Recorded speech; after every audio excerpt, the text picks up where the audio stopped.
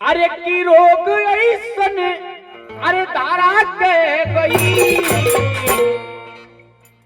अरे की आइल लंका में वो अरे एक दिन खाती पूरा लंका जला के गई। अच्छा माता जी इस तरी ना हो।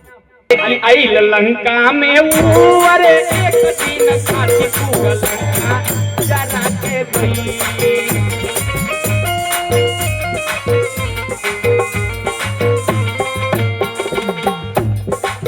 देखे में लगत रहे छोटा सा बंदर अचके में कूद गई लंका के अंदर।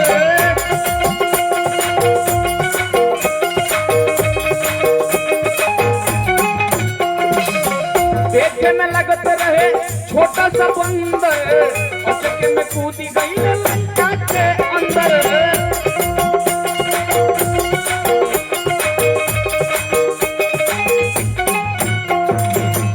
बात सबके बता के गई, बात सबके बता के गई।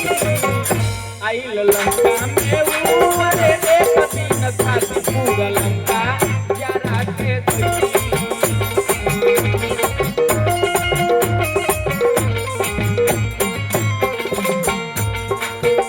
आइल लंका में वो अरे एक दिन खाती पूरा लंका जला के गई।